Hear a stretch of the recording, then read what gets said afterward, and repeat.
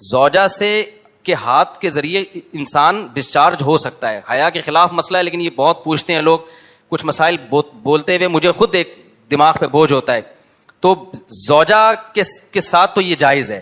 اپنے ہاتھ سے اپنی خواہش پوری کرنے کی شریعت میں آپ کو اجازت نہیں ہے. تو اب خوب سمجھ لو, اللہ تعالیٰ نے مرد کو یہ حکم دیا ہے کہ وہ سوائے شادی کے اس کے پاس اپنی بیوی کے علاوہ اپنی خواہش پوری کرنے کا کوئی راستہ نہیں ہے. اب اللہ آپ کی اس مجبوری کو مجبوری نہیں مانتے کہ ایکچولی میں سفر میں ہوں, میں اسٹڈی کے دوران تو میں ہینڈ پریکٹس سے اپنی خواہش پوری نہیں کروں گا تو میں ڈپریشن میں جاؤں گا. تو بھائی تو شادی کرنا بیٹھ کے.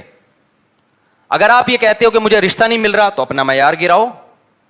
آپ بولو کہ میرے اسٹینڈرڈ کا نہیں مل رہا تو اسٹینڈرڈ کیا کرو, بولو نا, کم کرو. آپ اللہ میاں کا یہ حکم ہے, اپنا اسٹینڈرڈ کیا کرو, آپ کم کرو. یہ بھی قرآن میں ہے, وَمَن لَّمْ يَسْتَطِعْ مِنكُمْ طَوْلًا أَن يَنكِحَ الْمُحْصَنَاتِ الْمُؤْمِنَاتِ فَمِمَّا مَلَكَتْ أَيْمَانُكُمْ. اللہ کہتے ہیں کوئی آزاد عورت شادی کے لیے خاندانی عورت نہیں مل رہی, کسی کی باندی سے شادی کر لو. عرب میں باندی کا لیول بہت کم ہوتا تھا, اور اللہ نے فرمایا ذَلِكَ لِمَنْ خَشِيَ الْعَنَةَ مِنكُمْ, جس کو زنا یا برائی کا خطرہ ہے نا وہ یہ کام کرے.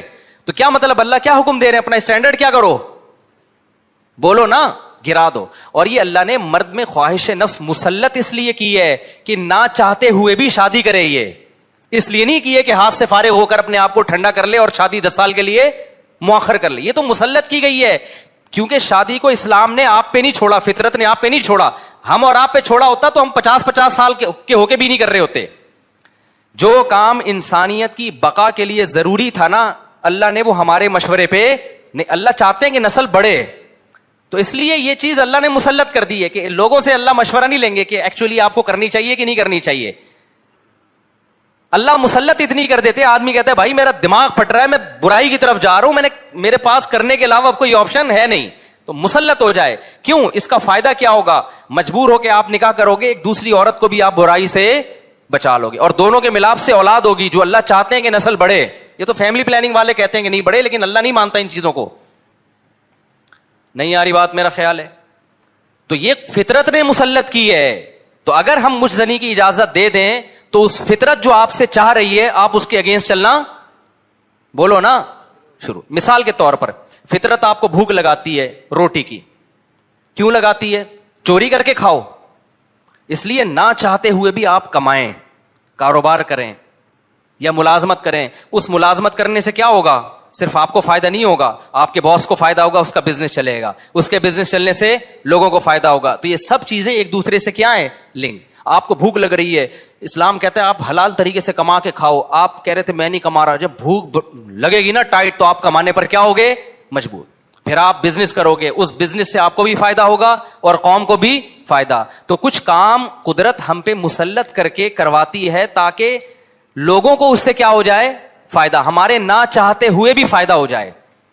لیکن آپ نے کیا کیا, ایکچولی میرے پاس چونکہ ایک ارننگ کا, کمائی کا ٹائم نہیں ہے, میں ایکچولی بہت بزی ہوں, میں بہت بڑا سائنسدان بننا چاہتا ہوں. آج کل ٹوپی ڈرامے جو چل رہے ہوتے ہیں, تو میں اگر کماؤں گا تو پھر ایکچولی تو میں بھیک مانگنا شروع کر دیتا ہوں, یا میں چوری کر کے کھانا, میں کیا کروں بھائی, میں اسٹڈی ہے, کل میرا پیپر ہے یار, میں کماؤں کیا, تو میں چوری کروں گا.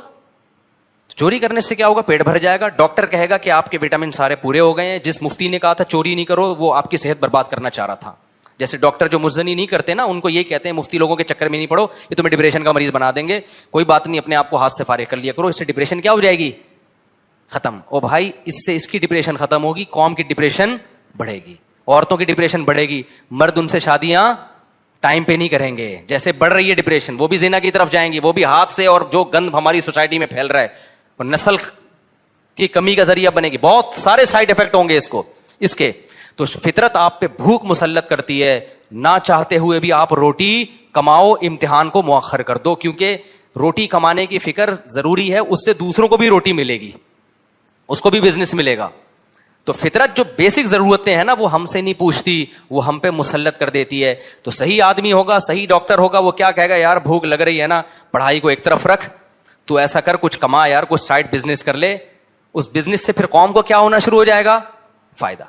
اگر فری پھوکٹ میں ملنا شروع ہو جائے تو وہ سارا سیٹ اپ کیا ہو جاتا ہے. تبھی تو میں اس کے خلاف ہوں, یہ جو دسترخوان لمبے لمبے بچھائے ہوئے ہوتے ہیں, امیر غریب کا فرق کیے بغیر کھلا رہے ہوتے ہیں, اس کا نقصان یہ ہے کہ لوگ اپاہج بن جاتے ہیں. پھر ملازمت کرنا چھوڑ دیتے ہیں, مزدوری مہنگی ہو جاتی ہے, کیونکہ مزدوروں کو جب فری میں اتنا مل رہا ہوتا ہے وہ کہتے ہیں اب ہمیں ضرورت کیا. ہاں کہیں ایسے مزدور ہوں جن کی دہاڑیاں کم ہو, وہ ایک الگ بات ہے.